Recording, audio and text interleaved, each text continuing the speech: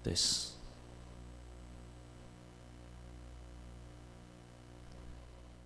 Namo Sang Hyang Adi Budaya, Namo Buddhaya. Perkenalkan, nama saya Rijen dan rekan saya Wasanti Rasmi. Kami akan memimpin puja bakti pada pagi hari ini dengan pembacaan parita suci dalam bahasa Pali. Untuk menjaga kekusyukan dan keseragaman pada saat sujud namaskara, mohon untuk memperhatikan bunyi gentah. Pada saat bunyi gentah satu kali, marilah kita sama-sama bersujud.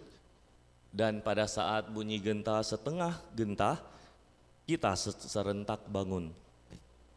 Marilah kita mempersiapkan diri untuk memulai kebaktian pada pagi hari ini.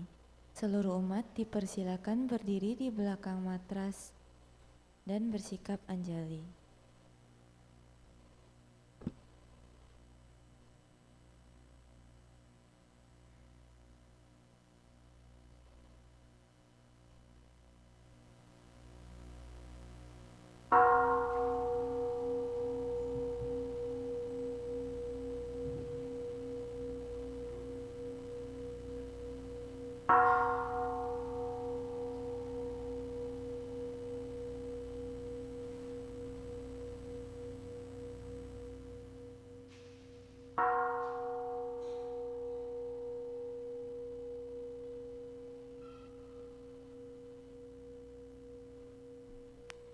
Kata pendupaan halaman 7.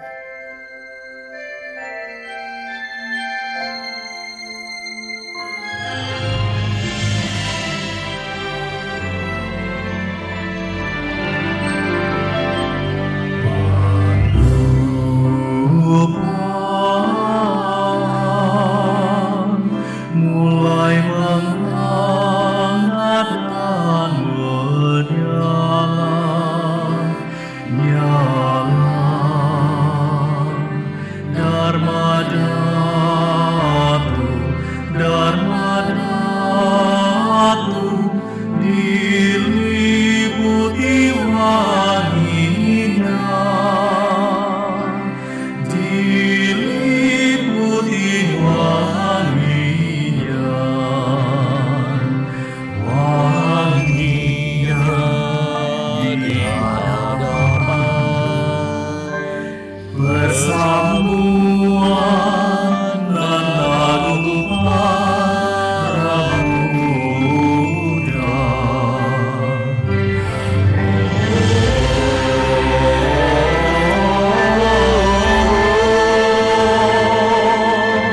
Awan kebahagiaan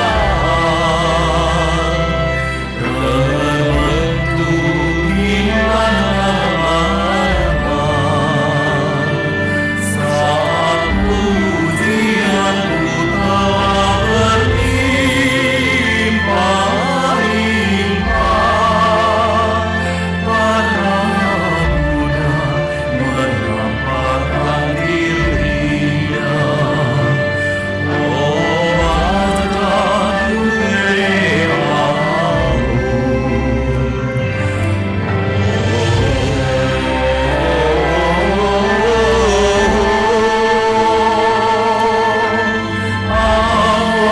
kebahagiaan terbentuk di mana-mana saat pujianku telah berlimpah-limpah.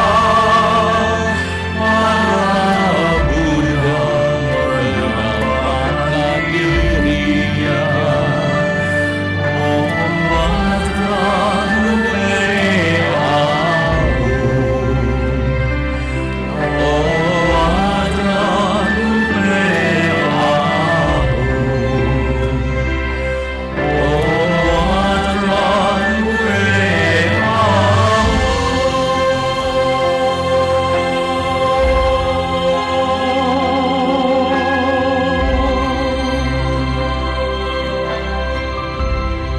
Umat dipersilakan duduk dan dipersilakan berlutut dan bersikap anjali.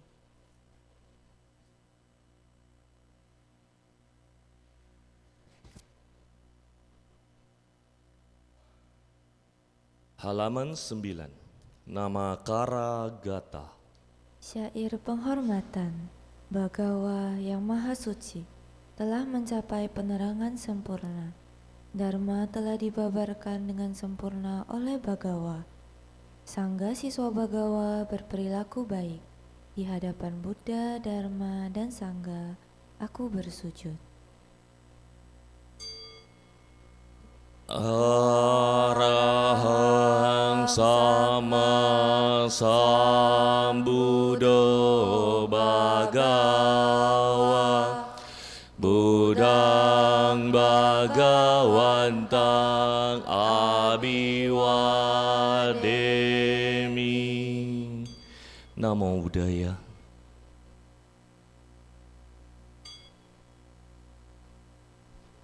Swakato bhagavata Dhammo Dhammang namasami. Namo Dhammaya.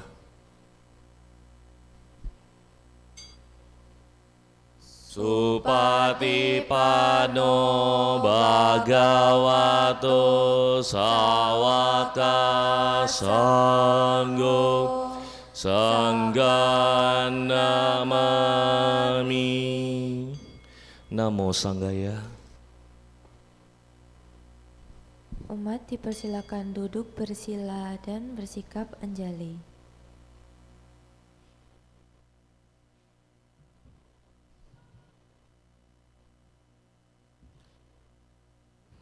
Wandana halaman 16. Syair penghormatan. Terpujilah Sang Hyang Adi Buddha yang Maha Esa, Bagawa yang Maha Suci yang telah mencapai penerangan sempurna, dan semua bodhisattva mahasatwa. Namo Sang Hyang Adi Buddhaya. Namo Sang Hyang Adi Buddhaya. Namo Sang Hyang Adi Buddhaya. Namo tassa bhagavato arahato samma sambuddhassa. Namo tassa bhagavato arahato samma sambuddhassa. Namo tassa bhagavato arahato samma sambuddhassa. Namo Zawe Bodhisattvaya Mahasattvaya. Namo Sawe Bodhisattvaya Mahasattvaya. Namo Sawe Bodhisattvaya Mahasattvaya. Tisarana halaman 17. 3 perlindungan. Marilah kita menyatakan diri berlindung kepada Buddha, Dharma, dan Sangha. Untuk kedua kalinya dan untuk ketiga kalinya, berlindung kepada Buddha, Dharma, dan Sangha. Buddhang saranang gacchami. Dhammang saranang gacchami. Dhammang saranang gacchami. Dutiyampi Buddhang saranang gacchami. Dutiyampi Dhammang saranang gacchami. Dutiyampi Sangghang saranang gacchami. Tatiampi Buddhang saranang gacchami. Tatiampi Dhammang saranang gacchami. Tatiampi Sanghang saranang gacchami. Pancasila halaman 18. 5 sila. Dengan melaksanakan sila, tidak membunuh, tidak mencuri, tidak berbuat asusila, tidak berucap yang tidak benar, tidak meminum minuman keras, akan membuahkan hasil terlahir di alam bahagia, memperoleh kekayaan dan mencapai nirwana. Marilah kita menyatakan tekad berusaha melatih diri melaksanakan 5 sila. Panatipata Weramani Sikkhapadang samadhiyami. Adinadana Weramani Sikkhapadang samadhiyami. Kamesu micacara Weramani Sikkhapadang samadhiyami. Musawada Weramani Sikkhapadang samadhiyami. Surameraya Majapamadatana Weramani Sikkhapadang samadhiyami. Buddha Nusati, Dhamma Nusati, Sangha Nusati, halaman 19. Perenungan terhadap Buddha, Dharma, Sangha. Marilah kita melakukan perenungan terhadap Buddha, Dharma, dan Sangha. Iti piso bhagavat arahang sama sambuddho wija carana sampano sugato lokawidu anutaro purisa dhammasarati satta dewa manusanang Buddho Bhagawati Swakato Bhagavata Dhammo Sanditiko Akaliko Ehipasiko Opanayiko Pajadang Weditabo Vinyuhidi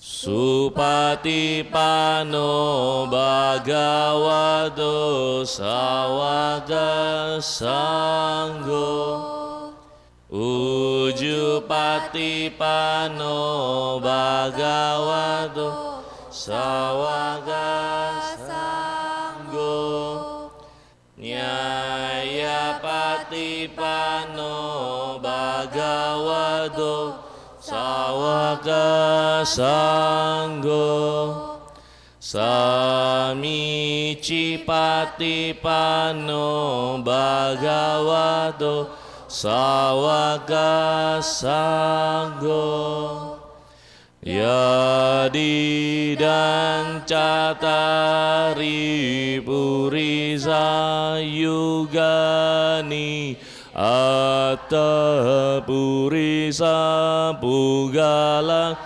Esa Bhagavato Sawaka Sangho Ahuneo Pahuneo Dakineo Anjali Karaneo Anutara Punya ketang loka sati. Karania Meta Sutta halaman 29. Marilah kita membaca Sutta Cinta Kasih yang harus dikembangkan. Karania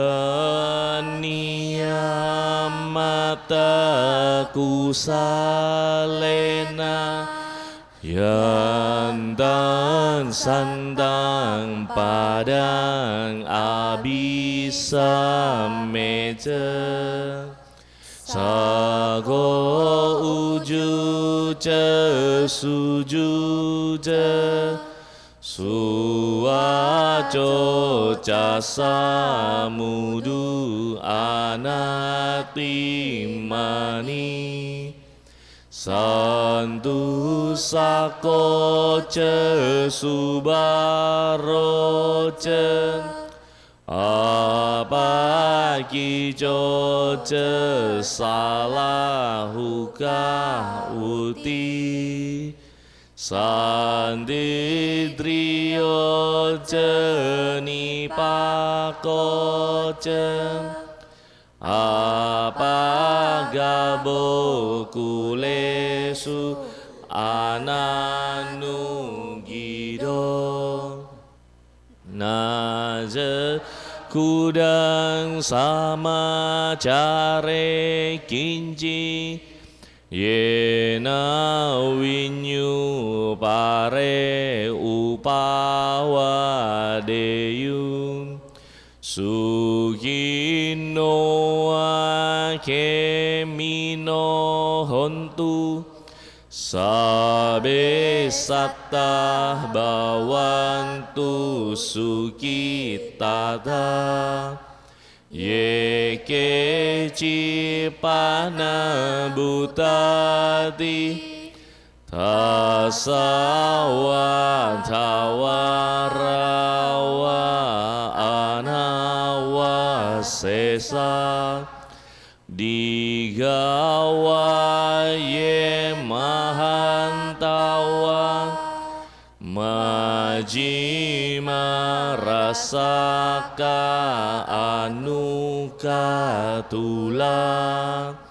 Didawa yewa adita Ye cedure wasanti awidure Buddhawa sambawe siwa Sabe sattah bawantu sukitata Naparo parang niku beta Nati manyeta kata cinang kincing Ya rosana patigasanya Nanyamanya saduka micea Madayada niyamputa Ayusa eka puta manurake Ewampi sababutesu Manasambawaye aparimanang Metanja sabalokasmi Manasam bawa ye aparimanang udang ado cetirian jeng asam badang awerang asa patang tidan carani sinoa saya noa yawatasa wigata mido etang sating aditeyang Brahma metang wiharang idamahu ditinja anupagama silawang dasanena sampano kame suwinea gedang nahi jatuh gabaseang punya retidi.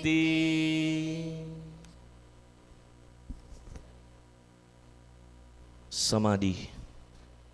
Saudara-saudari dalam Dharma, marilah kita sejenak melaksanakan meditasi yang pada hari ini akan dibimbing oleh pemimpin kebaktian. Kepada pemimpin kebaktian, kami persilakan.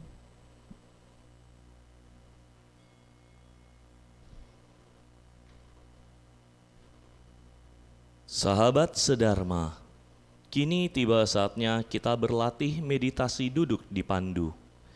Pilihlah postur tubuh duduk yang nyaman dan rileks. Jika Anda duduk di kursi, izinkan kaki Anda menyentuh ke lantai. Jika Anda duduk di matras, izinkan kedua lutut beristirahat menyentuh matras atau lantai. Punggung tegak namun rileks, dengan tidak bersandar pada apapun. Dada tidak membusung atau membungkuk.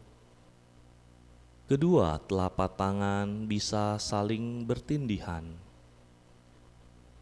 Kedua ibu jari bisa saling bersentuhan membentuk sebuah lingkaran kecil dan letakkan di atas pangkuan kaki. Bahu rileks, kepala tegak, hadirkan seulas senyuman kecil di wajah sehingga otot-otot wajah menjadi rileks. Bawa pandangan mata turun ke bawah atau izinkan mata terpejam.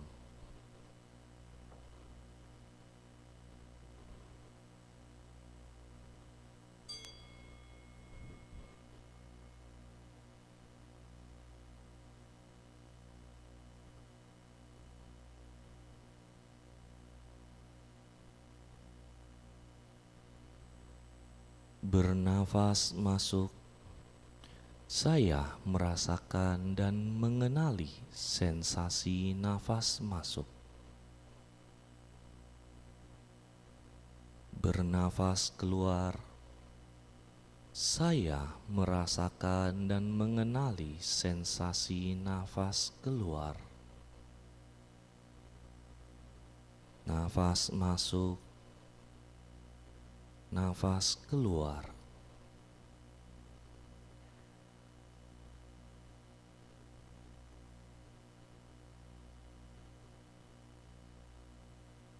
Bernafas masuk, saya mengikuti nafas masuk dari awal hingga akhir. Bernafas keluar, saya mengikuti nafas keluar dari awal hingga akhir. Mengikuti nafas masuk, mengikuti nafas keluar.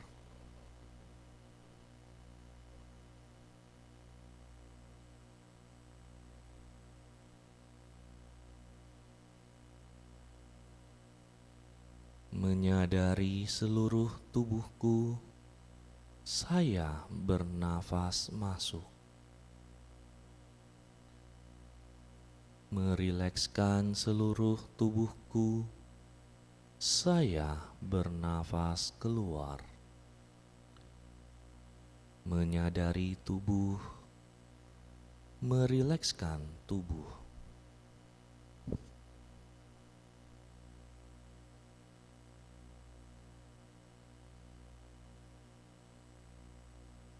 Tersenyum pada tubuhku, saya bernafas masuk. Melepaskan semua ketegangan yang ada di tubuhku, saya bernafas keluar. Tersenyum pada tubuh, melepaskan ketegangan.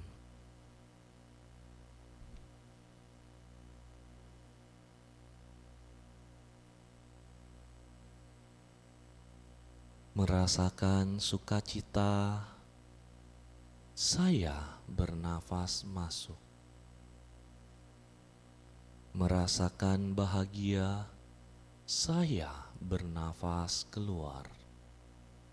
Merasakan sukacita, merasakan bahagia.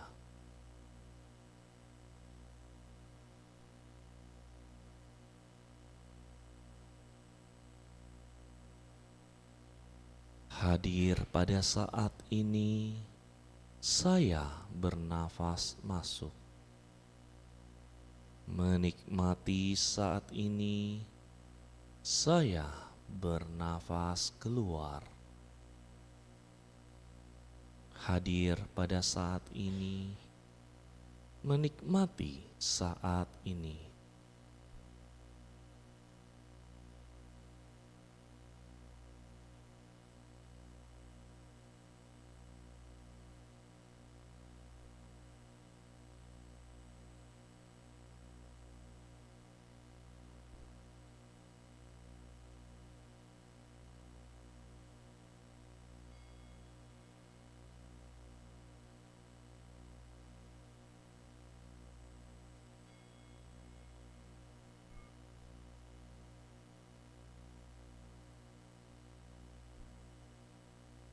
Demikianlah akhir dari sesi meditasi duduk kita. Gerakan kedua telapak tangan secara perlahan. Gerakan tubuh perlahan. Rangkapkan kedua telapak tangan di depan dada. Silahkan membuka mata. Bungkuk hormat. Terima kasih kepada pemimpin kebaktian yang telah membimbing meditasi hari ini.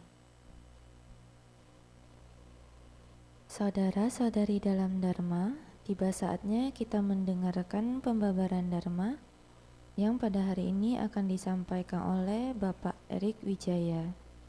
Sebelumnya saya akan membacakan profil singkat dari Bapak Erik Wijaya. Beliau merupakan penceramah di beberapa vihara, setia, dan KMB. Juga merupakan dosen psikologi di Universitas Tarumanegara. Kepada Bapak Eri Wijaya, kami persilakan.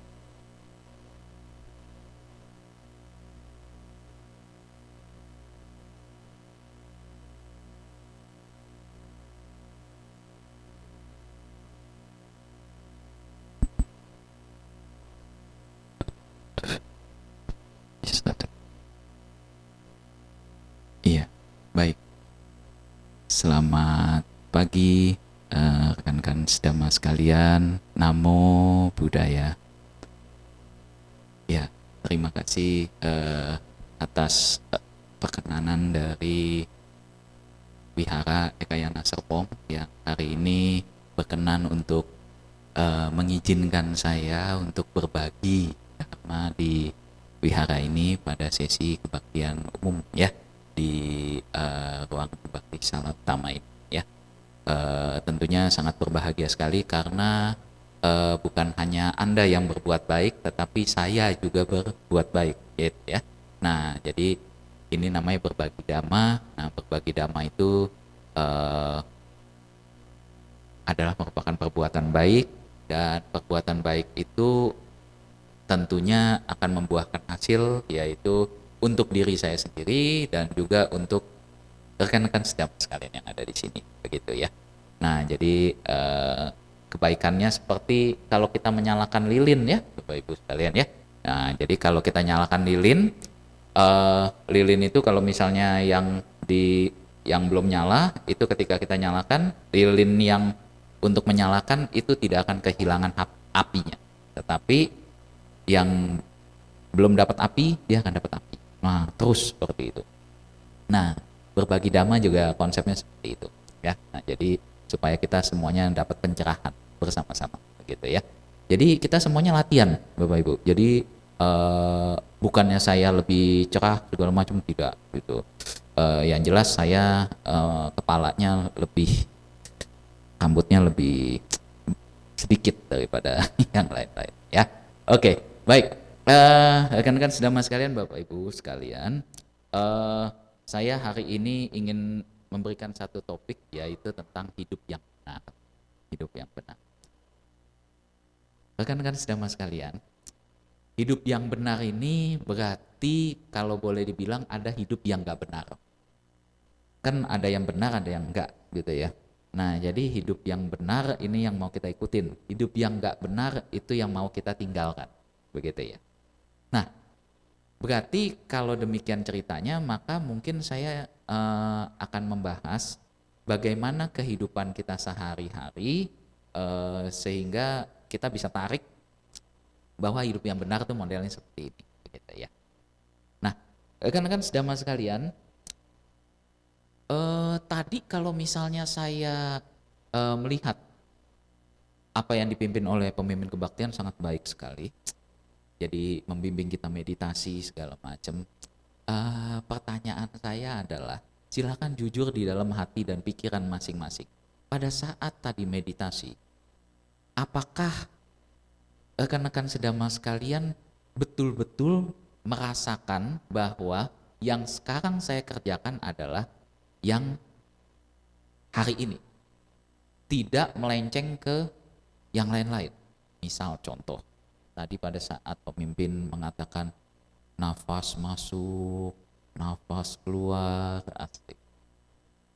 Ada nggak yang begitu pas nafas masuk, tiba-tiba kepikir, tadi pagi habis ditabok pacar. Padahal yang disuruh pemimpin kebaktian itu ada hanya membimbing untuk nafas masuk. Tidak ada urusannya dengan ditabok pacar tadi pagi. Siapa yang tadi kepikir model-model seperti itu? Nggak kepikir nafas, tapi kepikirnya adalah hal-hal yang di luar nafas. Ada? Silakan jujur dalam hati masing-masing. Atau tadi kalau misalnya saya mungkin bertanya, ketika masuk baik dari lantai atas maupun yang lantai bawah, waktu masuk itu saya ingin bertanya, kaki kanan duluan atau kaki kiri duluan? Nggak mungkin lompat dong, nggak mungkin dong, pasti antara kaki kanan atau kaki kiri duluan. Sadar nggak kaki kanan atau kaki kiri duluan? Udah lupa? Itulah kita. Jadi lupa, baru kejadian beberapa menit yang lalu, baru kejadian beberapa setengah jam yang lalu lah kira-kira. Tadi saya perhatikan kita mulai sekitar jam 10-an gitu. Masuk, nah begitu masuk kaki kanan atau kaki kiri duluan? Itu belum sadar. Udah jalan-jalan aja. Apalagi kalau saya tanya kehidupan sehari-hari, misalnya 2 hari yang lalu Bapak Ibu makan dengan lauk apa siangnya? Itu pasti sudah lupa. Apa ya? Pokoknya nasi, ya tahu itu makanan pokoknya. Lauknya apa gitu. Nah, Itu mengapa? Karena ketika kita melakukan kegiatan sehari-hari, apapun itu, hidupnya kita itu memang hidup, tapi tidak hidup. Memang lagi makan, tapi aktivitas pikirannya tidak makan. Aktivitas pikirannya adalah foto. Siapa yang kalau makan difoto dulu? Itu istri saya banget tuh. Kemarin istri saya ulang tahun, Bapak Ibu sekalian. Istri saya ulang tahun, ya, ulang tahun gitu ya. Ya salah dia sendiri, siapa suruh milih saya gitu kan. Dia sering mengeluh. Ini yang yang wanita-wanita mungkin mengeluhkan hal yang sama kalau sudah menikah atau apa gitu ya. Nah, itu istri saya mengeluh begini. Kok manggil saya masih Koko sampai sekarang, karena istri saya itu 7 tahun lebih muda dari saya. Istri saya itu 7 tahun lebih muda dari saya. Sejarah dari istri saya bisa beristri sama dia, itu adalah dia itu mantan anak sekolah minggu di wihara saya. Jadi saya kan pembina wihara nih ceritanya, ya pembina wihara gitu ya segala macam. Begitu ada umat datang gitu, umat saya kan nggak sebanyak ini gitu ya, wihara saya wihara kecil aja, kelenteng. Tapi saya sangat berbahagia di wihara itu, di kelenteng itu, karena saya dapat pengetahuan, saya dapat banyak pelajaran dari wihara itu, dan saya dapat jodoh ya di wihara itu. Ya ini istri saya. Jadi kelenteng saya itu dekat sama sekolah saya. Nah, jadi umat Buddha yang di sekolah saya itu rata-rata ya pada datang ke kelenteng saya itu, gitu ya, anggap aja gitu. Suatu ketika ya datang dah ini, istri saya masih SMP posisinya waktu itu, SMP. Dia SMP, saya udah kuliah. Iya kuliah semester 1, semester 2 lah. Saya psikologi tadi ya, psikologi. Nah, begitu dia SMP gitu segala macam, saya liatin. Wih, waduh umat cakep nih. Kalau di sini kan kelihatannya kalau mimpin kebaktian kan dijadwal ya. Kalau di tempat saya tidak. Mimpin itu suka-suka saya. Saya pemimpinnya. Nah, yang nemenin saya ya saya pilih aja siapa gitu kan. Ini ada umat cakep nih. Kenalan dong. Wih, nama siapa gitu. Oh, saya Elko. Oh ya. Kenalkan. Ini kok Erik. Pak Erik, enggak, jangan panggil Pak. Koko. Di kampus juga saya dipanggilnya Koko. Saya melarang mahasiswa saya memanggil saya Bapak. Saya melarang, panggil saya Ko Erik. Itu supaya mendekatkan. Itu strategi saya, mendekatkan. Secara psikologis itu mendekatkan. Makanya yang namanya Kak Seto, walaupun dia sudah kakek-kakek, dipanggilnya tetap Kak. Harusnya kan Kak Seto, Kek Seto, disingkat jadi keset. Harusnya kan begitu, tapi dia tidak mau, dia panggilnya tetap Kak Seto. Itu untuk mendekatkan. Sama seperti saya tetap dipanggilnya Ko Erik. Di kampus pun saya biasakan panggil saya Ko Erik, jangan panggil Bapak, supaya mendekatkan. Akhirnya bener, deket. Mahasiswa kalau manggil saya, wih Ko Erik gitu. Begitu di mall juga, saya turun eskalator, Ko Erik. Istri saya dulu kalau lagi jalan sama saya gitu, diam, lu dipanggil sana sini segala macam. Gimana yang ngetop? Ngetopnya cuma diuntar doang gitu. Nah, istri saya juga begitu. Kenalan nih pertama kali, nggak manggil Bapak, kok Erik. Oke, ya. Kenalan, kamu kelas berapa? Waktu itu kelas 2 SMP. Kelas 2 kok? Oh, kelas 2. Ini kok nggak ada yang bantuin mimpin nih. Mau nggak kamu jadi pemimpin bareng saya? Wah, tapi saya belum biasa. Tenang, nanti saya ajarin. Sampingan. Sama kayak di sini kan, ada yang baca palinya, ada yang baca artinya. Udah samping-sampingan. Gitu. Awalnya begitu, udah diterusin deh hubungannya gitu ya. Nah, kira-kira begitu. Begitu udah jadi istri nih, udah jadi suami, ternyata dia baru cerita sama saya. Istri saya itu hidupnya nggak benar. Dia bilang begini, sebetulnya gua udah kenal lu itu udah dari SD. Jadi SD dia udah ngelihat saya, kan saya satu sekolah sama dia. Jadi saya seniornya, dia juniornya gitu ya. Jadi dia SD ngelihat saya, berarti saya mungkin SMP atau SMA gitu ya. Dia udah lihat saya tuh di sekolahan. Set. Terus dia ngobrol sama temennya. Itu kok Erik kan ya?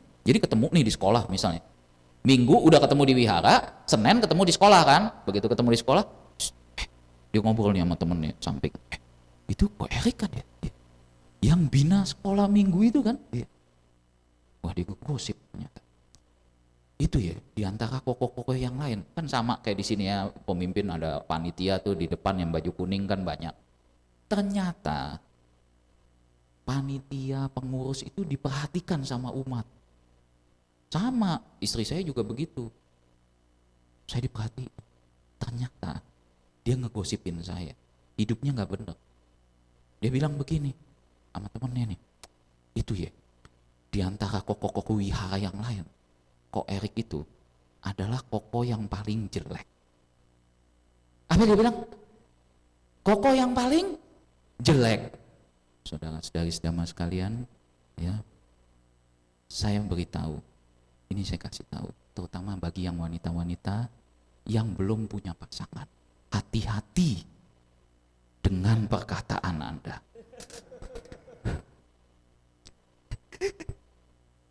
Ini sudah terbukti. Buktinya adalah istri saya. Begitu dia ngomong seperti itu, apa tadi dia bilang? Kok Erik adalah koko yang paling jelek. Pernah dengar sabda guru agung kita Buddha Gautama bahwa kebencian tidak akan berakhir jika dibalas dengan kebencian. Kebencian akan berakhir jika dibalas dengan cinta kasih. Saya berpatokan pada ajaran Buddha. Berapa banyak rekan-rekan sedama sekalian, Anda benci dalam kehidupan seseorang, Anda benci ya, benci dengan siapapun, Anda malah ketemu, bener gak? Misalnya Anda punya musuh di wihara ini, gua sebel sama dia, gua gak mau ketemu, malah ketemu di bawah. Ketemu lagi makan tuh, makan memang ciacai, tapi abis makan, gue benci banget sama dia. Memang makan ciacai, sayur, makanannya suci, tapi pikirannya benci sama dia, brengsek banget tuh, sambil makan kangkung gitu. Makan memang kangkung, tapi sambil ngegosip, apa gunanya? Kan begitu, ya? Makan memang tempe, tapi tempenya itu seolah-olah kayak kepalanya orang yang dibenci itu. Gue benci banget sama dia, rasanya gue mau makan. Memang tempe yang dimakan, tapi berapa banyak Anda benci sama seseorang, tapi malah ketemu terus sama orang itu, betul? Kejadian sama istri saya. Dia bilang apa tadi? Koko yang paling jelek. Dia ngatain itu sama pembina wihara. Kalau nggak ada saya, wihara siapa yang jalanin? Akhirnya kan bodhisatwa di wihara saya kan pada dengar. Berani-beraninya dia ngatain jelek. Akhirnya dia ngatain jelek kan, jelek. Akhirnya 15 tahun kemudian makan tuh orang jelek. Jadi suami makan tuh orang jelek. Makanya saya kasih tahu, ini ada wanita-wanita yang saya lihat kayaknya masih muda. Kalau belum punya pacar, tolong jangan pernah menghina orang yang ada di wihara sih. Tolong jangan. Apalagi kalau yang mimpin-mimpin kebaktian, tolong jangan. Yang bina wihara, tolong jangan. Itu orang-orang yang dilindungi oleh dewa-dewa, yang dilindungi oleh para bodhisatwa, mahasatwa. Anda hina dia, luar biasa. Malah ditempel. Hati-hati. Itu udah kejadian sama istri saya. Itu hidup yang gak benar. Ngatain orang, wah jelek nih, jelek. Begitu dikatain jelek, malah nempel sama orang yang jelek. Nah apa buktinya kok Erik? Banyak. Abis ini Bapak Ibu rekan-rekan sedama sekalian silakan main ke mall. Kan deket di sini, Mall Rekon, Mall Tokong, macam. Silakan lihat. Kalau Bapak Ibu rekan-rekan sedama sekalian lihat pasangan-pasangan yang ada di mall, Kalau ceweknya cakep,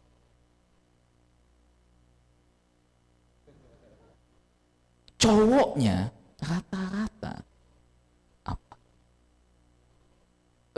Abis ini ke mall, nih, ke mall kan deket gitu ya. Abis ini ke mall, lihat kalau ceweknya cakep, cowoknya jangan gitu dong. Kan tadi udah diajarin, jangan langsung ngomong jelek, kurang sedap dipandang. Ya nilainya 9,5 lah, kalau dari skala 1 sampai 10 ya 9,5. Jadi dari belakang 9, dari depan setengah. 9,5. Rata-rata begitu, ya rata-rata begitu. Kan prinsip yin yang, kalau pakai tai chi itu prinsip yin yang. Masa yang cakep ketemu yang cakep? Enggak, yang cakep ketemu yang kurang sedap tadi. Iya begitu. Itu hidup memang harus seimbang begitu. Gitu. Nah makanya bagi saya pribadi, hidup yang benar itu yang seperti apa? Yang hidup yang nggak ngata-ngatain orang dan segala macam. Hidup yang benar itu adalah hidup pada kehidupan masa sekarang. Itu hidup yang benar. Kita tidak hidup di masa lalu ataupun hidup di masa yang akan datang. Tidak. Kita hidup di masa sekarang. Itu hidup yang benar. Kenyataannya sekarang ini Bapak Ibu, rekan-rekan sedama sekalian lagi ada di Wihara Ekayana Serpong. Jadi, kalau ke Sumarekon Mall Serpong, itu entar aja. Itu kejadian nanti sekitar jam 12. Nanti aja. Belum tentu kejadian juga. Siapa tahu kita mati bareng. Misalnya contoh, nggak ada yang tahu gitu kan. Gitu. Saya habis ini ada ulang tahun papa mertua saya segala macam gitu ya. Apakah itu sudah pasti kejadian? Belum tentu. Siapa tahu habis dari sini saya sakit jantung, saya mati. Itu kalau saya ngomong begitu tuh di hadapan istri saya yang ngata-ngatain saya, wih sekarang tuh ya istri saya sangat cinta loh sama saya. Wih, makan tuh orang jelek makanya. Wih cinta banget. Salah satu keluhannya dia adalah saya itu nggak romantis. Keluhannya dia. Misalnya nih kemarin kan ulang tahun dia ulang tahun, saya digandeng dong, Set. Dia bilang, gua sama lu ya kok ya, kalau ngegandeng tuh kayak ngegandeng patung tau. Saya diem gitu. Jadi bayangin saya turun dari eskalator, istri saya ngegandeng gini, saya diem gitu. Still muka datar gitu, kayak TV gitu kan. Gitu. Padahal dia udah ngerangkul gitu segala macam, saya diem aja. Emang begitu. Siapa suruh pacarannya sama dosen statistik. Saya kan di psikologi kan ngajar statistik. Statistik itu kan hitung-hitungan. Ya, jadi ya kaku. Tapi nggak apa-apa, baik. Istri saya baik, ya saya juga baik lah gitu. Menurut dia gitu ya. Sampai anak-anak saya juga mencintai saya. Wah, luar biasa. Saya punya anak 2 Bapak Ibu sekalian ya. Ada 1 cowok, 1 cewek. Nah, karena saya orang psikologi, saya menikmati hidup hari ini. Jadi kalau sehari-hari saya di rumah segala macam, ini yang terjadi di dalam kehidupan kita sehari-hari. Ketika kita makan, kita tidak fokus pada makanan kita, malah fokus foto-foto. Foto cepet, upload di Instagram. Lihat yang nge-like berapa. Dan ajaibnya, ada yang nge-like. Pertanyaan saya, yang nge-like ikut makan enggak? Enggak kan? Ngapain nge-like? Itu yang bikin bingung. Ya kan? Itu yang bikin bingung gitu loh. Tapi ya udahlah gitu. Nah, yang paling parah adalah muncul gejala penyakit psikologis. Yaitu apa? Begitu nggak ada yang nge-like, dia sedih. Aduh, nggak ada yang nge-like. Padahal makanannya udah enak, tatanan udah bagus. Aduh, kok nggak ada yang nge-like? Itu penyakit psikologi baru, namanya FOMO. Bukan homo ya Bapak Ibu. FOMO, fear of missing out. Takut ketinggalan. Itu yang terjadi kalau di remaja-remaja. Kalau orang tua sih nggak kejadian. Ya, itu remaja-remaja tuh. Itu fear of missing out. Takut ketinggalan. Makanya diupdate, semua kehidupannya dia diupdate. Bahkan dia ke WC aja diupdate. Hai guys, gua ke WC guys. Urusannya apa? Lu ke WC aja gitu loh. Saking dia nggak mau ketinggalan update. Ayo saya beritakan semua kehidupan saya. Itu kejadian. Nah itu hidup yang nggak hidup. Itu hidup yang nggak hidup. Kita hidup di dunia maya kan? Itu hidup di dunia maya. Hidup di dunia bohongan. Tetapi kehidupan sehari-hari malah kita nggak hidup. Iya kan? Itu yang terjadi. Begitu nggak di like, aduh sedih. Kok yang like dikit ya? Sedih. Makanya saya tidak mau main Instagram, walaupun saya punya. Saya punya Instagram. Tujuannya adalah untuk melihat apa yang terjadi di dunia maya. Jadi ketika saya lagi ngobrol sama mahasiswa, karena saya ngajarnya sama mahasiswa, saya tahu apa yang dia ributin. Oh, Instagram tuh isinya ini, topik-topik yang lagi hangat ini. Jadi saya tahu, gitu. Cuma pengen tahu aja. Foto segala macam nggak update, saya nggak update. Percayalah, yang update ini tuh istri saya. Semua itunya tuh istri saya, gitu. Facebook saya juga nggak hidup, itu cuma buat ngeliat-liatin aja apa yang terjadi. Itu semua yang nge-like, yang posting-posting foto tuh istri saya. Saya enggak, biasa aja. Karena saya ingin hidup hari ini. Ketika saya lagi berhadapan sama istri saya, oke, kita ngobrol, kita apa, berhadapan sama istri kita, kita ngobrol dengan sepenuh hati. Ketika kita lagi main sama anak, karena saya sudah punya anak, mainlah dengan sesungguh hati. Itulah hidup yang benar, hidup hari ini. Tidak hidup di masa lalu, tidak hidup di masa depan. Apa contohnya hidup di masa lalu? Wih, banyak Bapak Ibu.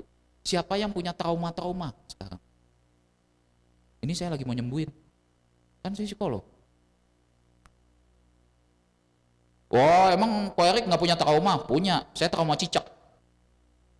Bapak Ibu kalau mau nakut-nakutin saya lempar cicak deh. Saya pasti begitu. Itu karena ada karma buruk di masa lalu. Jadi dulu belum kenal agama Buddha, dulu ada cicak di rumah saya. Kok cicaknya nggak jalan-jalan, diem aja gitu. Terus saya sengget pakai bambu, Bapak Ibu. Sut, sut, jatuh dia, pus, kepala saya. Sini badan, sini buntut. Kan dia bisa membelah diri kan gitu. Brak, mati. Mungkin cicaknya mati kaget, jantungan. Gara-gara saya sengget. Sejak saat itu saya merasa bersalah. Sejak saat itu sampai sekarang saya merasa bersalah. Kelihatannya begitu. Sehingga sekarang saya kalau ketemu cicak agak gitu. Agak jijik gitu. Karena rasa bersalah saya sampai sekarang belum hilang. Gitu. Makanya istri saya sudah tahu. Gara-gara itu. Kok cicak kok. Kurang ajar. Kira-kira begitu. Ya, nah, itu saya. Tapi dia sendiri juga takut cicak. Jadi kok. Akhirnya lari bareng gitu. Lah takut dua-dua aja. Nah, kira-kira begitu. Nah, ada orang yang punya trauma-trauma masa lalu, Bapak Ibu, rekan-rekan sejamaah sekalian. Saya punya teman. Ada cewek, ada cowok. Mau cerita yang mana dulu nih? Yang cewek apa yang cowok? Oh, cewek. Oh ya boleh. Ladies first, ya kan? Ini saya punya teman cewek. Teman saya yang cewek ini, suatu ketika pernah ketemu saya di restoran. Udah lama nggak ketemu, teman lama. Begitu ketemu, saya tanya dong. Salah saya nanya waktu itu. Tapi namanya teman dekat gitu ya. Wah apa kabar? Waduh udah lama nggak ketemu. Kok lu belum kawin? Nanya begitu saya. Kok lu belum kawin? Emang belum? Saya kan udah 40. Gini-gini udah 40 Bapak Ibu. Udah tua nih. Kemarin ganti kacamata. Kacamata tadinya minus doang nih. Ada plusnya. Yuk. Waduh mata tua. Ya istri saya sabar ya kok. Udah tua ternyata lo. Udah ada plusnya ternyata. Ganti kacamata. Kacamata belum jadi gitu. Nah itu sama teman saya perempuan umur kayak saya gitu ya. Karena tuh teman SMA gitu ya. Berarti mirip-mirip kan usianya. 40 belum nikah. Saya tanya dong. Apa kabar? Kok belum kawin sih? Gue udah punya istri, punya anak. Kok belum? Salah. Harusnya nggak boleh nanya begitu. Cewek kan nggak boleh ya? Nggak boleh ya? Bener ya? Boleh nggak dibilang, kok gemukan? Mati Anda. Bapak-bapak ya atau ya yang pria-pria jangan pernah menyinggung walaupun gini, kalau ngomong sama wanita itu salahin bajunya. Jadi jangan salahin badannya gendut, salahin bajunya, kok bajunya gombrong ya, kayak jubah pemimpin kebaktian ya gitu. Gitu ya. Jadi jangan pernah menyalahkan badannya. Itu tabu bagi wanita. Bisa wah parah.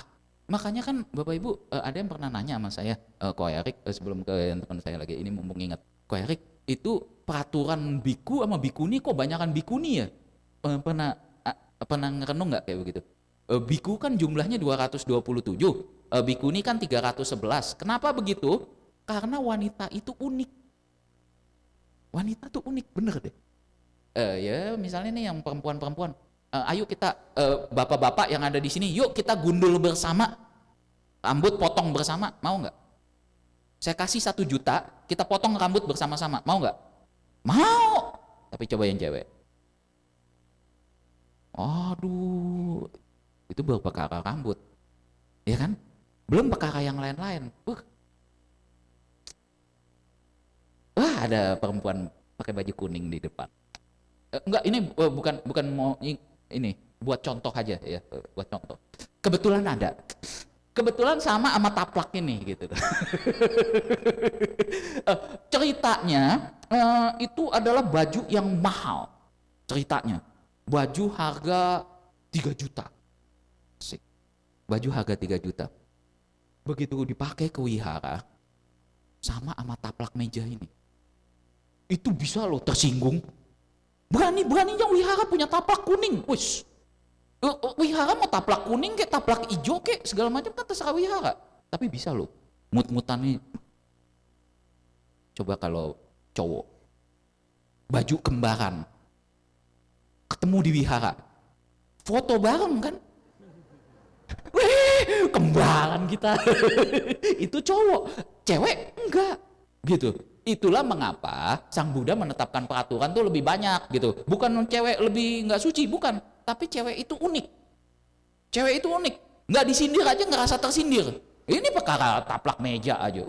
Kurang ajar. Apa? Padahal nggak ada yang mau nyindir. Ini memang taplak ya taplak kuning-kuning aja kan begitu ya. Orang bapak yang sebelah sini juga bajunya kuning kok. Nggak merasa tersindir. Ya kan begitu. Ya misalnya contoh begitu. Ah ini teman saya, waduh salah ngomong saya. Tapi udahlah nggak apa-apa, terusin aja. Udah terlanjur kan. Wah kok nggak nikah-nikah, udah umur 40 segala macam, gue udah punya anak 2. Apa jawabannya Bapak Ibu? Jawabannya begini, dia hidup di masa lalu, tidak hidup di masa sekarang. Dia bilang begini, semua cowok brengsek. Wah. Apa dia bilang? Semua cowok brengsek. Ini cowok yang ada di sini semua. Saya mau tanya, kenal nggak sama cewek yang lagi saya ngomongin? Kita dikatain brengsek bersama. Kan begitu. Lah saya tanya dong, semua cowok brengsek. Gue brengsek juga dong kalau begitu. Oh enggak termasuk lu. Lah tadi lu bilang semua cowok brengsek. Kenapa sih? Ternyata dia hidup masih di masa lalu. Yaitu dia pernah punya pasangan. Sudah 10 tahun menjalani hubungan. Tapi pasangannya itu jadi apa yang lain. Itu ceritanya sakit. Gitu. Lebay nggak suara saya? Lebay ya? Kan biar menjiwai gitu. Ya kira-kira begitu. Sakit hati dia. Waduh. Pacar udah 10 tahun jadinya sama yang lain. Sehingga sejak saat itu dia hidup di masa lalu. Dan dia memblokade kehidupannya dia. Semua cowok brengsek. Apa yang terjadi kalau itu manusia bisa ada di Ekayana Serpong? Kan ngelihat bapak-bapak yang ada di sini kan semuanya brengsek. Iya kan? Itu karena dia hidup di masa lalu. Itu hidup yang gak benar. Coba kalau dia bisa move on. Iya, saya memang gagal. Dalam berhubungan saya gagal. Tapi kan gak semua cowok brengsek. Bisa jadi juga karena saya juga yang salah dan segala macam mengevaluasi diri kan akhirnya kan. Kan dalam berhubungan kan gak cuma salah cowoknya, tapi mungkin ceweknya juga salah. Ya kan? Sehingga saling mengevaluasi, sehingga ketemu, oh ternyata salahnya begini toh segala macamnya sudah. Kalau begitu ceritanya, saya cari pasangan yang lain. Ya kan begitu. Serba salah loh kalau kayak begitu, cewek kayak begitu, itu hidup di mana aja susah. Jadi bikuni aja susah loh, cewek kayak begitu. Cewek begitu, jadi biku nih. Apa yang terjadi? Ketemu Bante, brengsek. Kan cowok juga. Kacau kan lo, cewek kayak begitu, ya kan? Yang nggak kalah menderita adalah teman saya satu lagi cowok. Tadi kan udah cewek, cowok ada lagi. Ini ada cowok kurang ajar. Dia kalau jalan dia pejalan kaki. Dia kalau jalan kaki dia nggak mau di trotoar. Dia di jalanan biasa. Itu kan ngeribetin motor, ngeribetin mobil kan? Ngapain? Saya tanya dong, lu kan pejalan kaki, jalanlah di trotoar. Kenapa jalan di jalanan raya? Dia bilang apa? Gua tahu Marik. 3 tahun yang lalu, gua kepleset kulit pisang di trotoar. Jadi dengan demikian, maka setelah dia sadar, dia merasa bahwa semua trotoar di dunia ini isinya kulit pisang semua. Ya kan begitu. Ini hidup yang gak hidup, Bapak, rekan-rekan sedaman sekalian. Kejadiannya udah 3 tahun yang lalu. Tapi begitu dia ngelihat trotoar, kulit pisang nih. Bahkan waktu itu saya kasih pencerahan. Karena saya dosen statistik, saya dosen psikologi, saya bilang begini. Gini loh, kamu kan kepleset kulit pisangnya cuma sekali seumur hidup. Ya kan? Kamu dalam dunia ini ketika jadi manusia, kamu jalan udah jutaan kali. Ya kan? Anggap aja 1 juta. Kamu jatuh cuma sekali, berarti 1 dibanding 1 juta. Itu kemungkinan kamu ketemu kulit pisang dan jatuh lagi, itu 0,00001. Jalan aja. Wih, saya pikir dia cerah. Saya pikir dia mendapat pencerahan. Asik. Tahu apa yang terjadi? Emang gak mau, dia gak mau hidup di masa sekarang. Dia bilang begini, berarti kan masih ada kemungkinannya walaupun kecil. Kan ya tahu, kita nih hari ini ada kemungkinan mati gak? Ini nih hari ini nih kita kumpul di wihara, ada kemungkinan mati gak? Ya ada.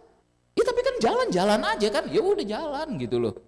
Masa gara-gara takut mati nggak jalan? Ya kan begitu. Ya jalan-jalan aja. Ya kan begitu. Nah, oleh sebab itu maka hiduplah di masa sekarang. Itu hidup yang benar. Anda mau jalanin hidup di masa sekarang lagi kebaktianlah dengan benar. Lagi main sama anak, mainlah dengan anak dengan benar. Sepenuh hati. Saya kalau main sama anak, seru Bapak Ibu. Anak saya ini, karena saya orang psikologi, saya memperhatikan kepribadian dari kedua anak saya. Ternyata bertolak belakang. Anak saya yang pertama itu cowok, anak pertama yang kedua saya cewek. Harusnya cewek kan lebih lembut daripada cowok, betul? Ini malah terbalik, cowok lebih lembut dari cewek. Contoh, anak habis pulang nih dari kayak anak, saya, Nat, saya panggil anak saya yang pertama, namanya Renat. Nat, ini dong, papa pegel, injek-injek dong. Tidur. Diinjek-injek tuh, mulai dari kaki. Enak loh Bapak Ibu diinjek-injek. Adiknya yang cewek, ngelihat saya diinjek-injek, dia lompat dari atas kasur, langsung menghajar pinggang saya. Jedar, waduh. Dan sampai melompat ke kepala. Waduh, gila nih cewek. Kan saya khawatir ya Bapak Ibu ya, masa cewek kayak begini gitu kan. Akhirnya saya mencari cara bagaimana nih supaya dalam masa kehidupan sekarang saya didik supaya dia punya cinta kasih dan kasih sayang. Jangan main injek kepala bapaknya juga gitu loh. Sampai gitu loh. Kalau abangnya kan enak gitu loh. Saya ketemu akhirnya ada satu momen Bapak Ibu sekalian, rekan-rekan sekalian. Ada satu momen mantan guru agama saya dulu meninggal, terus dikremasi. Begitu dikremasi ada abunya tuh, difotoin ke kita abunya. Saya kasih lihat ke anak saya yang kedua, kan target. Kalau yang anak yang pertama mah, cinta kasihnya sama kasih sayangnya luar biasa, sangat parah. Anak cowok saya tuh, kemarin kan itu ada pistol-pistolan tuh, namanya di anak cowok kan main pistol-pistolan. Anggap aja nih pistol nih, ini pistol. Saya cuma ngomong begini, padahal ini kan pistol-pistolan. Dia tahu ini pistol-pistolan. Saya cuma ngomong begini. Nat, pistol-pistolan. Nat, jaga mama baik-baik ya. Papa mau bunuh diri dulu. Jaga mama baik-baik ya. Nat, sama Dede, sama Mama, sama Kungkung, sama Popo, ya jaga diri baik-baik ya. Diginiin doang, nangis. Nah ini kan pistol mainan, ya kan? Hatinya luar biasa. Tapi kalau yang cewek, Dek, Papa bunuh diri, pistol beneran dong. Itu ya cewek. Parah kan? Makanya saya bilang, wah ini mesti diterapi nih, nggak boleh cewek kayak begini. Masuk cewek kayak begitu nanti dia ke depannya nggak dapat pasangan hidup apa segala macam, gimana gitu kan. Walaupun bisa aja sih jadi bikuni gitu ya, tapi ya kita kan harus kondisikan gitu ya. Nah, akhirnya saya bilang tuh sama anak saya yang cewek ini, yang ada momen nih, langsung, dek, sini dek, nih dek, ini guru papa meninggal nih dek, dibakar dek, jadi abu begini dek. Nih nanti kalau papa meninggal kayak gini juga dek. Sedih nggak dia? Enggak. Mukanya datar aja gitu. Ini papa bakal kayak gini dek. Tahu jawabannya dia apa? Jawabannya dia begini. Enggak mungkin. Papa mah nggak bakal bisa mati. Dede doa aja juga papa hidup. Wih. Apa dia bilang? Doa bisa bikin hidup. Kalau doa bisa bikin hidup, itu kuburan kita doain jadi zombie semua. Bangkit semua. Enggak begitu kan? Nah, saya bilang, saya mikir. Dia jawab, saya mikir. Dia jawab, saya mikir. Enggak dek. Papa pasti mati dek. Dan kayaknya papa mati duluan deh dari mama. Apa? Gimana caranya papa mati duluan? Coba lihat. Mama rambutnya udah ada uban belum dek? Udah putih belum? Dia lihat deh. Belum. Papa udah ada dek. Sini. Oh enggak kelihatan kalau di situ. Sini ada uban. Tuh dek, lihat dek. Papa udah ada uban. Nanti dek, lama-lama ini putih semua dek. Terus saya pakai fasilitas di HP tuh face app, Bapak tahu nggak? Face app yang bisa mukanya tiba-tiba jadi putih keriput gitu. Nah saya pakai itu. Nih dek, papa kalau tua kayak gini dek. Tuh. Kok jelek pak? Iya. Ini dek, papa jadi kayak gini dek. Lama-lama kulit keriput, jatuh semua dek. Lama-lama papa ngomongnya, Dede, gitu dek. Mulai dia mau agak-agak nangis, tapi hatinya masih keras. Paling kena bedak, uban kena bedak. Oh, saya bilang ya udah coba hapus. Tuh, enggak kan? Tetap kan? Nah makanya, pokoknya papa kayaknya mati duluan dek, mama mati belakang. Papa yakin.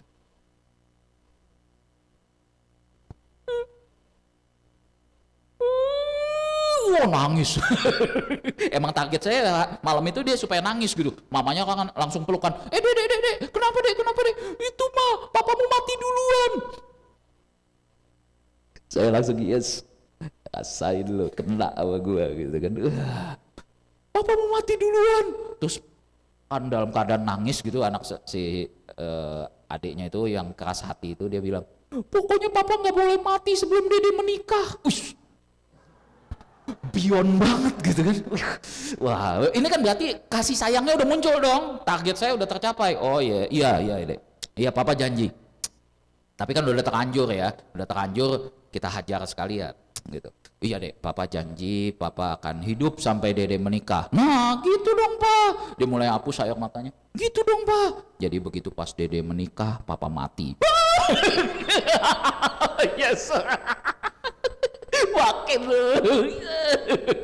akhirnya bapak ibu rekan-rekan sedema sekalian, apa yang terjadi pada saat malam pas saya lagi tidur, udah dimatiin lampu, udah lagi gelap, saya belum tahu tidur yang gimana gitu, saya masih melek-melek gitu, kadang-kadang saya ngeliatin ke samping, kok si Dede belum tidur ya, tahu dia ngapain, dia ngeliatin saya, bapak gue mati gak ya? Itu adalah efek saya hidup yang benar. Saya ketika main, ketika lagi ngajarin anak segala macam, here and now. Hari itu saya harus bagaimana caranya supaya membahagiakan dia, supaya dia memberikan penyadaran sama dia, memberikan sesuatu yang bermanfaat untuk dia. Ya, saya terbiasa seperti itu dalam kehidupan saya sehari-hari. Hiduplah yang benar, yaitu hidup hari ini. Hidup masa lalu, trauma-trauma kita di masa lalu itu sudah lewat. Nggak mungkin bisa kita ulang lagi, ya kan? Nggak mungkin bisa kita ulang lagi. Hidup di masa depan belum tentu kejadian, belum tentu kejadian. Aduh, hari Senin saya dikejar deadline sama bos segala macam. Gimana ya kalau bos marah? Belum tentu bosnya marah. Siapa tahu besok bosnya nggak masuk. Nggak ada yang tahu. Oleh sebab itu, maka hiduplah di masa sekarang. Ketika masa sekarang ini sedang kebaktian, kebaktianlah dengan sungguh-sungguh. Lagi berbuat baik, berbuat baiklah dengan sungguh-sungguh. Lagi makan, makanlah dengan sungguh-sungguh. Ya. Dengan demikian maka Anda hidupnya bisa benar-benar bahagia dimanapun dan kapanpun. Ya. Nah, itu dari saya. Itu hidup yang benar. Jadi rekan-rekan sedama sekalian, kalau mau hidup yang benar, itu adalah hidup yang hari ini. Hidup itu hari ini, tidak di masa lalu, tidak di masa yang akan datang. Masa lalu sudah lewat, sudah tidak bisa diulang lagi. Masa depan belum kejadian. Belum tentu juga seperti apa yang kita takutkan. Oleh sebab itu, hiduplah di masa sekarang, nikmati hidup masa sekarang, ya. Apapun yang aktivitas yang Anda lakukan, lakukanlah dengan sesungguh hati. Itu akhirnya menyebabkan Anda bahagia dalam momen apapun dan dimanapun. Lagi mau minum, minumlah dengan sungguh-sungguh. Ya, minumlah dengan sungguh-sungguh. Buka tutupnya pelan-pelan. Itu. Ini kan latihan meditasi Bapak Ibu sekalian. Buka pelan-pelan. Buka. Kok nggak kebuka-buka ya? Ini mau kasih contoh hidup yang benar gitu. Bukalah dengan pelan-pelan, ya kan? Setelah itu minumlah dengan benar. Kenapa ketawa? Ini alasan ya. Itu hidup yang benar gitu loh. Loh, tapi ada orang yang hidup begitu pas lagi minum tetap kepikir masa lalu, kepikir masa depan. Aduh, besok bos saya gimana? Padahal lagi peka minum. Minumlah dengan benar. Ya kan gitu. Ya. Hidup tuh kayak air ini, asik. Kan udah saya minum tuh. Ada yang bagian kosong, ada yang bagian isi. Nah, Anda mau mandang hidup yang mana? Yang kosong atau yang isi? Kalau Anda selalu mikir yang kosong, padahal ada isinya loh. Gitu. Hidup kan kayak begitu. Ya. Di balik suka ada duka, di balik duka ada suka. Di balik diinjek kepala saya sama anak, ada sukanya juga. Saya bisa punya penyadaran, oh ternyata saya harus melakukan apa yang jadi tugas saya sebagai seorang ayah. Ya kan, membimbing dia dengan benar. Ya kan gitu. Saya dapat penyadaran, ini harus dibimbing nih. Nah, kira-kira kan begitu. Sehingga kalau sekarang anak saya yang kedua tuh udah sangat mencintai saya. Sampai kalau saya lagi apa gitu segala macam, Pak, mau diinjek-injek nggak? Wih, sekarang udah begitu, udah canggih sekarang. Ya, nah itu. Oke, gitu ya. Nah, jadi rekan-rekan sedama sekalian, semoga apa yang saya sampaikan ini hidup yang benar, hidup hari ini, tidak hidup di masa lalu, tidak hidup di masa depan. Membawa pencerahan untuk kita semua. Terima kasih. Sabe sata, bawantu, sukitata, semoga semua makhluk hidup berbahagia. Sadu. Terima kasih. Namo Buddhaya. Mungkin karena masih ada waktu, mungkin kita akan membuka beberapa sesi tanya jawab, boleh ya? Oke. Pak Iya, Erik ya? silakan. Oke, kami membuka beberapa pertanyaan mungkin yang Bapak Ibu ada pengen tanyakan sehubungan dengan topik hidup dengan benar. Kami buka beberapa pertanyaan, bagi yang mau boleh angkat tangan. Oke, boleh di belakang.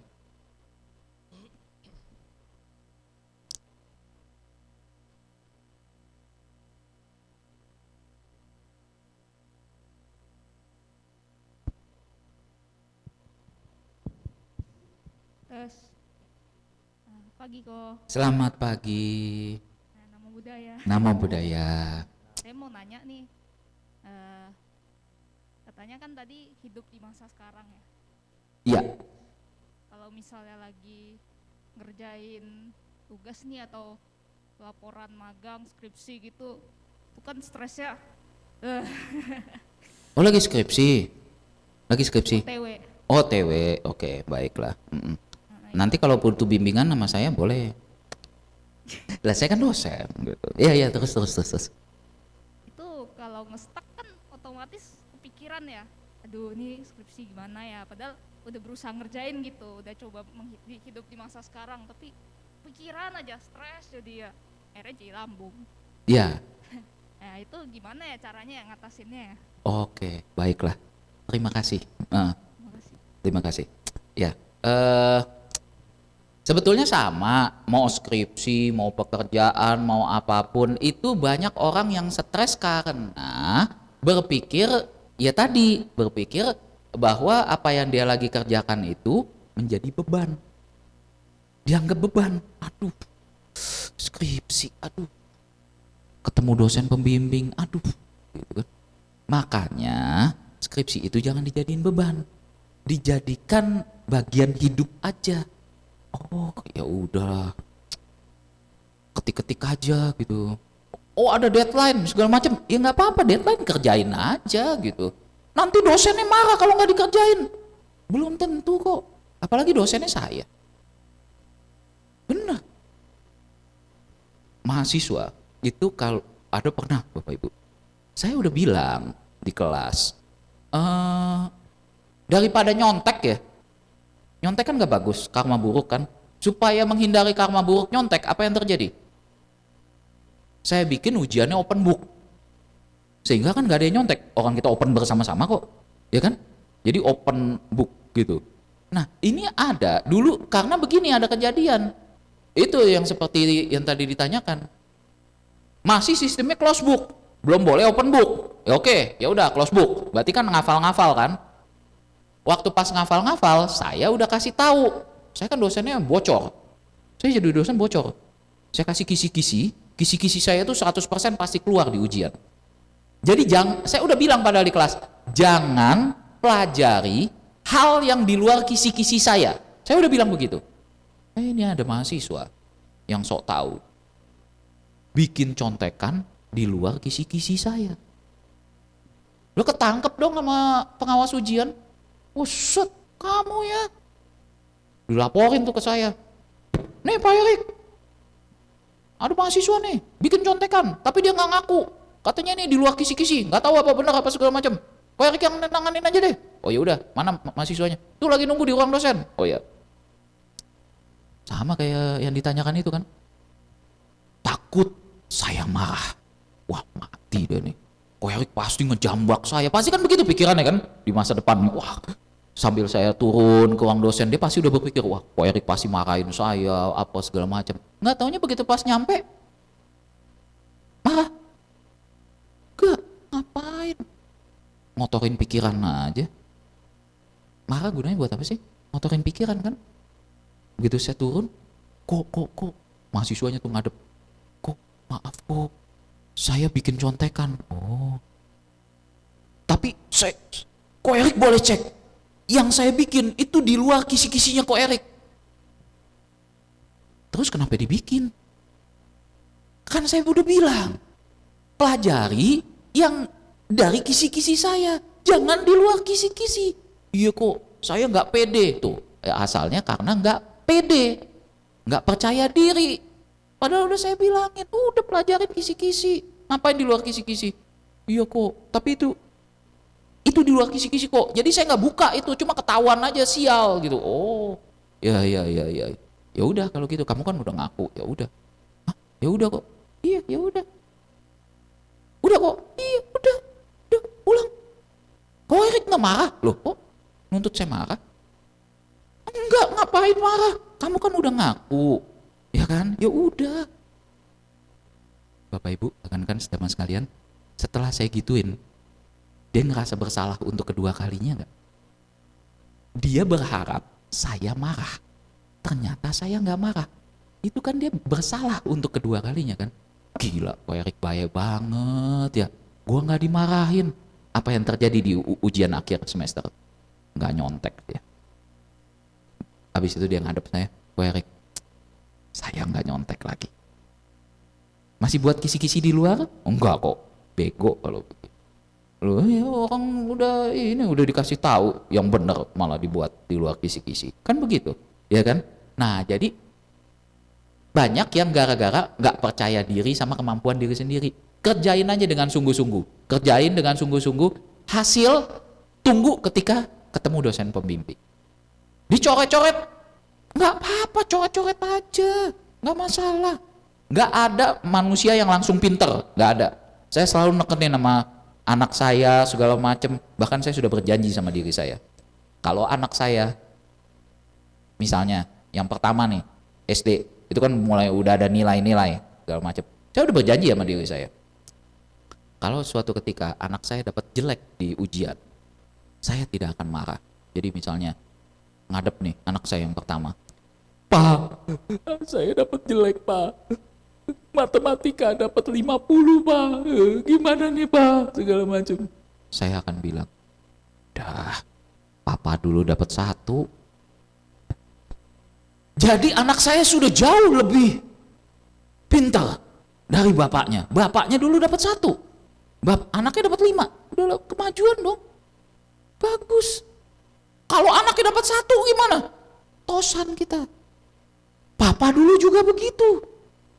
Ya udah, bayangin dia udah menderita dapat nilai jelek, kita omelin kan tambah menderita. Ya kan? Mendingan kita support supaya dia itu tetap bahagia. Kan begitu. Dan apakah semua orang harus bisa matematika? Enggak harus.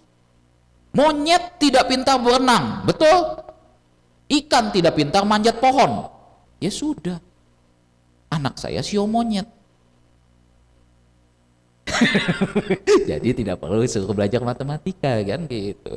Ya udah bisa dapat 60 juga udah bagus. Sudahlah. Apalagi bapaknya babi kan. Bapaknya kan sio babi. Jadi makanya kalau ada orang yang ngatain saya, "Wah, dasar anjing." Saya nggak pernah marah. Saya tidak pernah marah. Saya langsung bilang, "Kamu salah. Saya babi." Belum nanya tahun kelahiran main ngomong-ngomong anjing aja. Ya, salah, saya babi. Gitu ya. Nah, jadi pede aja, kerjain aja skripsi dengan sebaik-baiknya. Mau skripsi, mau pekerjaan, kerjakan dengan sebaik-baiknya. Hasil tunggu nanti saja.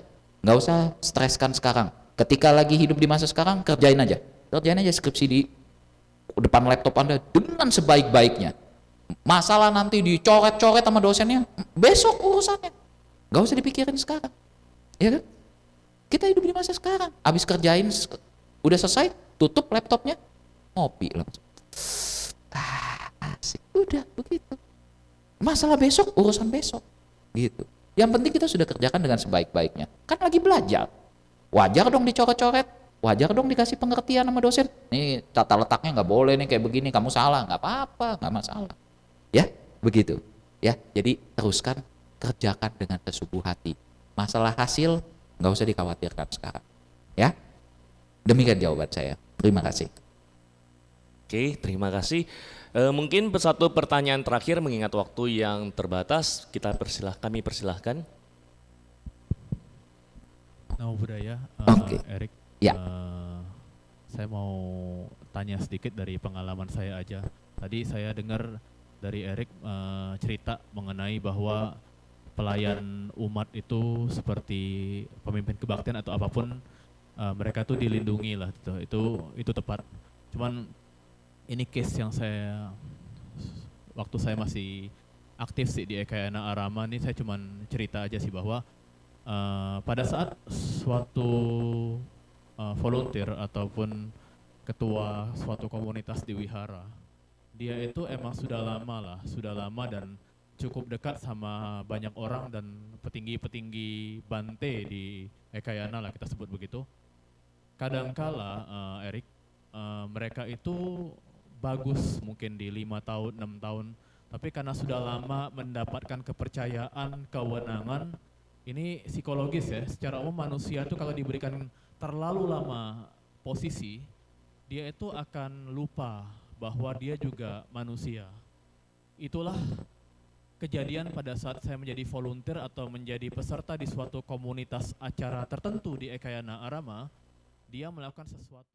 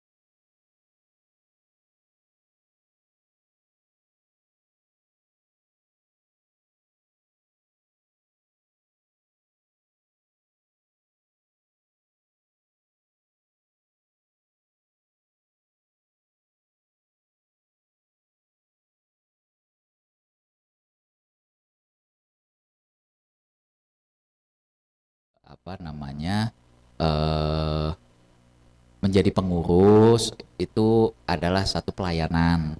Nah, tapi ketika melakukan pelayanan, kadang-kadang ada egoisme dan segala macam itu pasti ada muncul, itu sudah pasti gitu ya. Nah, oleh sebab itu maka memang pembinaan ini penting gitu ya, pembinaan dari guru-guru kita yaitu para bante, para suhu gitu ya yang ada di sini atau seperti saya ini kan posisi sudah naiknya jadi pembina kalau saya pribadi ya. Saya udah jadi pembina segala macam, saya didik anak-anak yang lebih muda gitu ya segala macam. Nah, saya bawa pengalaman-pengalaman saya untuk mendidik mereka. Dan saya selalu berucap kepada semua yang pengurus yang di bawah saya yang lebih muda dari saya gitu ya. Saya selalu menyatakan bahwa saya tidak lebih pintar dari Anda. Saya hanya duluan lahir dari Anda. Ya kan gitu, ya kan ya. Nah, oleh sebab itu maka kita belajar bersama. Nah, jadi memang itu letaknya sih di manajemen saja sih kalau saya pribadi lihatnya ya. Nah, jadi silakan nanti berproses saja, tapi jangan menghentikan kebaikan. Prinsipnya seperti itu. Kalau kejadian seperti yang tadi itu sebetulnya sih menurut saya secara psikologis itu bukannya dia nggak mau minta maaf, tapi dia itu sudah merasa bersalah sama diri dia sendiri. Sehingga ketika berhadapan dengan orang yang harusnya dia minta maaf, egonya muncul. Aduh, pasti begitu, pasti berat gitu ya. Nah, itu sebetulnya dia sudah merasa bersalah dengan melakukan seperti itu. Nah, jadi kelihatannya lebih bagus adalah orang-orang seperti itu justru bukan dihindari, tetapi justru dirangkul kembali gitu ya, supaya mungkin tetap bisa melanjutkan kebaikannya bersama-sama. Karena ingat, kita semuanya masih sama-sama berlatih. Kita belum suci semua.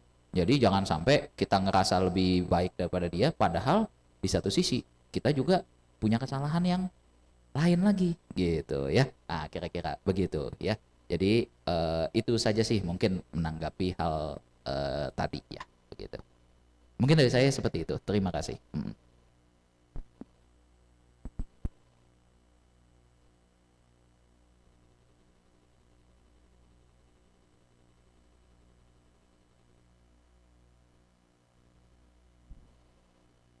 Terima kasih kepada Bapak Eri Wijaya atas sharing Dharma yang telah diberikan. Semoga bermanfaat bagi kita semua.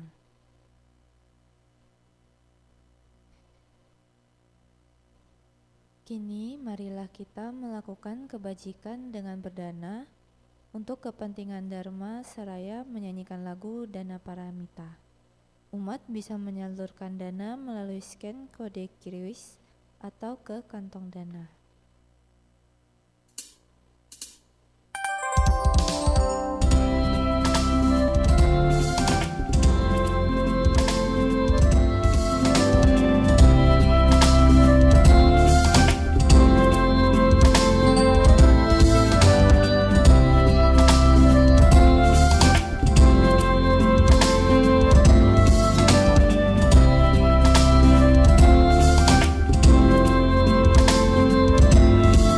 Marilah kita berdana untuk kepentingan Dharma. Semoga kita dalam berkah kasih Buddha Maha Suci.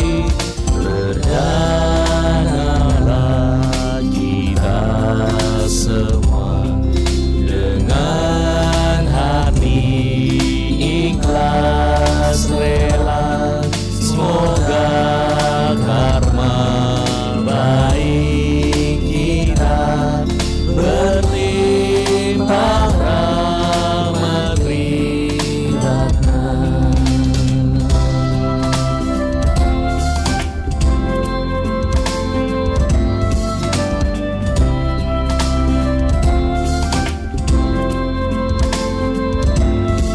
Marilah kita berdana mengembangkan paramita. Semoga kita hidup damai dalam kemurahan hati. Berdanalah kita semua dengan penuh sukacita. Semoga hidup kita bahagia untuk selama-lamanya.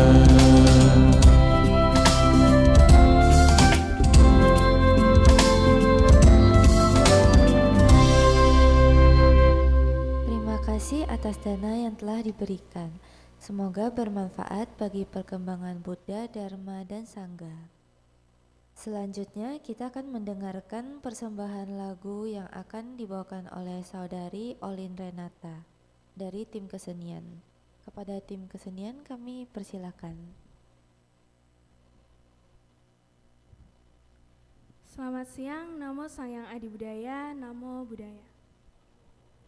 Saya Olin dari tim kesenian akan membawakan sebuah lagu berjudul Sang Bagawa. Untuk yang tahu lagunya boleh nyanyi sama-sama ya.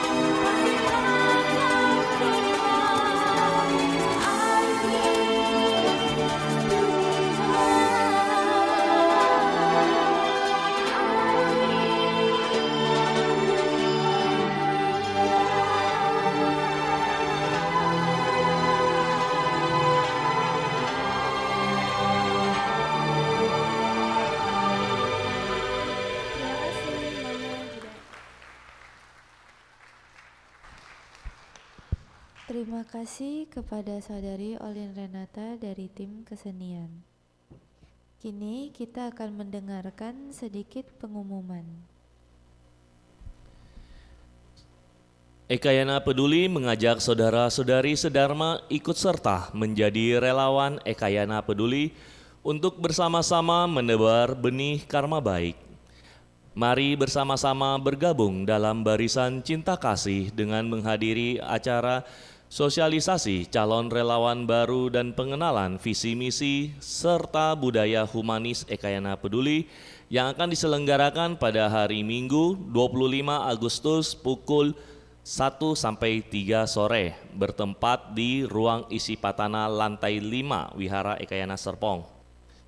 Pengumuman berikutnya, Wihara Ekayana Serpong mengajak para ibu-ibu sekalian untuk kembali berlatih hidup sadar penuh mindful yang dapat diterapkan dalam aktivitas sehari-hari kita, mulai dari berjalan, duduk, bekerja, makan, dan lainnya pada hari Kamis 29 Agustus pukul 9 pagi sampai jam 12 siang. Untuk pendaftaran bisa melalui link yang tertera di poster. Pengumuman ketiga, mengajarkan Dharma kepada anak-anak merupakan sebuah karma baik tertinggi. Sekolah Minggu Wihara Ekayana Serpong membuka kesempatan untuk sahabat sedharma untuk membina anak-anak sekolah minggu. Segera daftarkan diri melalui QR Code yang tertera atau hubungin Jason di 0818 0781 0707. Saya ulang, 0818 0781 0707 sampai Desember 2024. Saudara-saudari dalam Dharma, hari ini kita akan melimpahkan jasa kebajikan kita kepada Mendiang Lim Wei Fu, Mendiang Te Chin Sen, Mendiang Chong Tek Sin, Mendiang Hendra Gunawan, dan Mendiang Tan Kui Nyong. Eta Wata, halaman 40. Pelimpahan jasa. Marilah kita menyalurkan jasa-jasa kebajikan yang telah kita peroleh kepada semua makhluk yang membutuhkannya. Eta wata ca ambehi sambatang punya sampadang sabe dewa anumodantu sabah sampati sidia. Eta wata ca ambehi sambatang punya sampadang sabe buta anumodantu sabah sampati sidia. Eta wata ca ambehi sambatang punya sampadang sabe satta anumodantu sabah sampati sidia.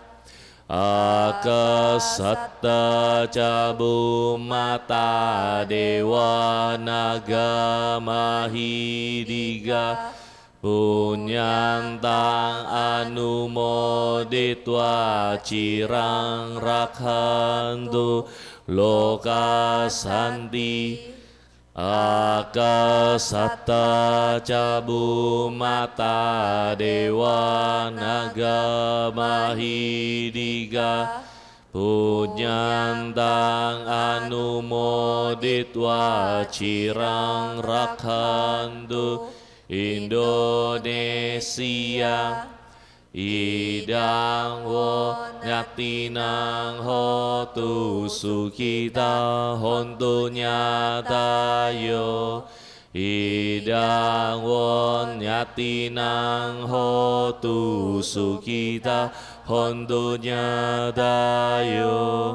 Idang wo nyatinang hotu sukita hontu nyatayo dewa wasatu kalena sasa sampati hotu ca pito bawatu loko ceraja bawatu damiko akasatta cabu mata dewa naga mahidika punyantang anumoditwa cirang rakhandu wihara ekayana serpong akasatta cabu mata dewa naga mahidika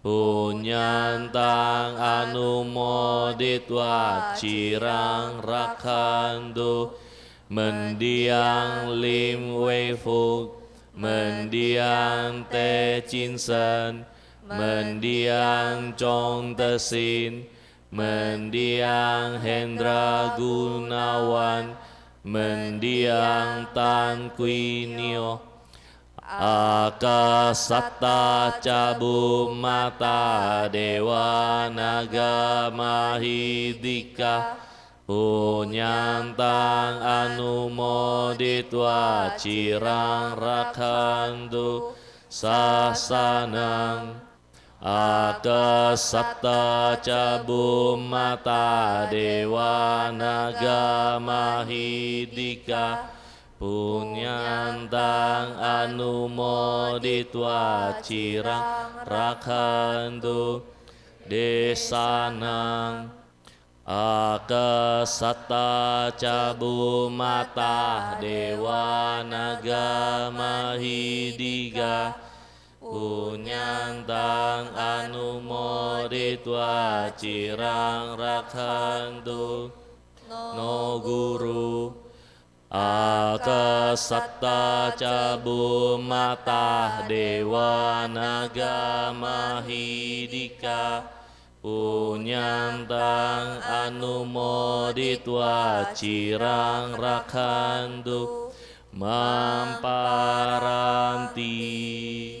sadu sadu sadu.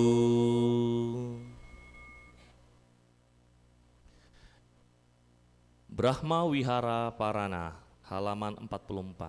Peresapan kediaman luhur. Ahang Sukito Homi, Semoga aku berbahagia, Niduko Homi, bebas dari penderitaan, Awero Homi, bebas dari kebencian, Abya Pajo Homi, bebas dari perilakuan buruk, Anigo Homi, bebas dari gangguan. Suki Atanang Pariharami, Semoga aku dapat mempertahankan kebahagiaanku sendiri. Sabe Satta Sukita Hontu, Semoga semua makhluk berbahagia, Niduka Hontu, bebas dari penderitaan, Awera Hontu, bebas dari kebencian, Abya Paja Hontu, bebas dari perlakuan buruk, Aniga Hontu, bebas dari gangguan.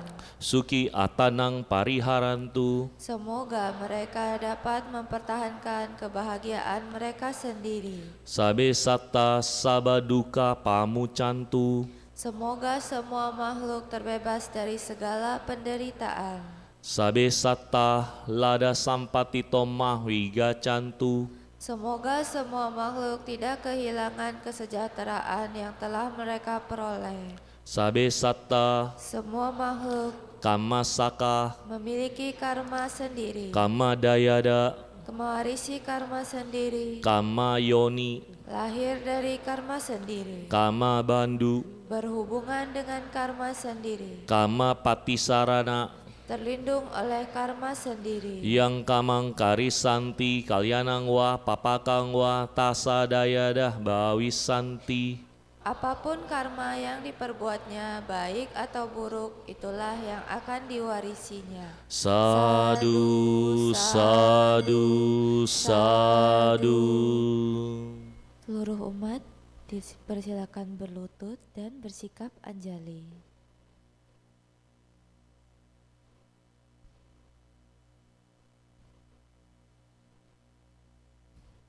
Namakara Gata halaman 50. Syair penghormatan. Bagawa yang maha suci telah mencapai penerangan sempurna. Dharma telah dibabarkan dengan sempurna oleh Bagawa. Sangga siswa Bagawa berperilaku baik. Di hadapan Buddha, Dharma, dan Sangga, aku bersujud. Arahang sama sambuddho bhagawan Buddhang bhagawantang abiwademi. Namo Buddhaya. Swakato bhagavata dhammo dhammang namasami. Namo Dhammaya. Supatipano bhagavato sawaka sangho Sanggan namami. Namo Sanggaya.